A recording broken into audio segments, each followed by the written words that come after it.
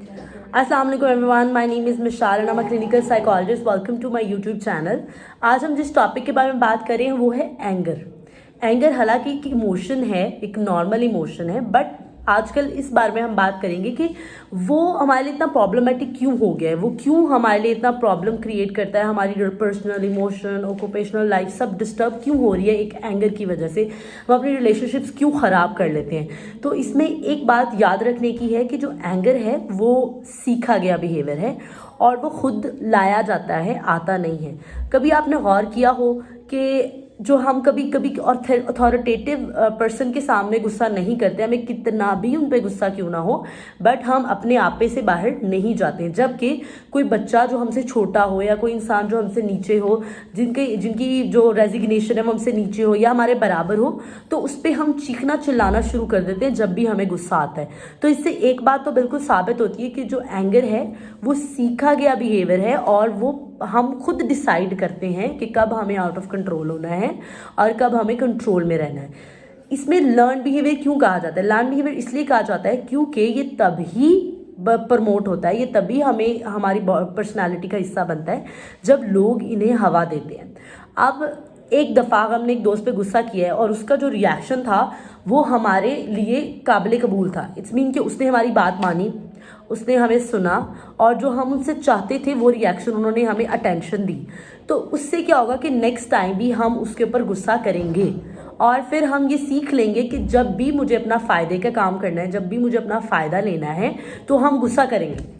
और इसी की बरक्स अगर जैसे हमारे अब्बू या अम्मी में से, जैसे अब्बू जो होते हैं वो जो है वो जब हमें बढ़ावा नहीं देते, हमें पता है कि हमारे अब्बू हमसे ज़्यादा अग्रेसिव हैं और वो हमारी बात को नहीं मानेंगे जिसके लिए हम गुस्सा कर रहे हैं, तो हम गुस्सा नहीं करेंगे। अगर कभी हम गुस्सा करेंगे भी तो नेक्स्ट टाइम से हम उस चीज़ को रोक लेंगे।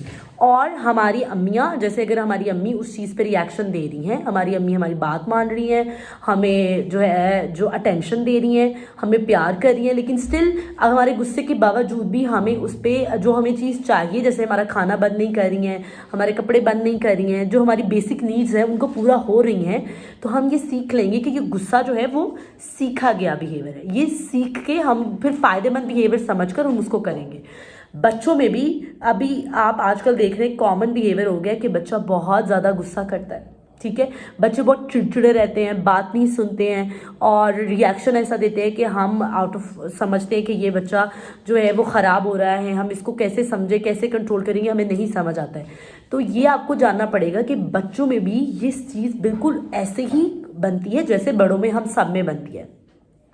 अब अगर माँ बाप हंसेंगे उनके रिएक्शन पर, जब वो चिड़चिड़ा होगा या वो चीज़ें फेंकेगा, थ्रो करेगा, तो हम हंसते हैं आगे से। ठीक है, तो इससे पता चलता है कि जो हमारे बच्चों के अंदर जो ये चीज़ है वो अटेंशन की वजह से आ रही है। हमने उनको बढ़ावा दिया है, हमने उसको ये कहा कि तुम करो और हम खुश होंगे, लेकिन फिर जब वो प्रॉब्लमेटिक हो जाता है फिर हम परेशान हो जाते हैं, फिर हमें कंट्रोल करना नहीं आता।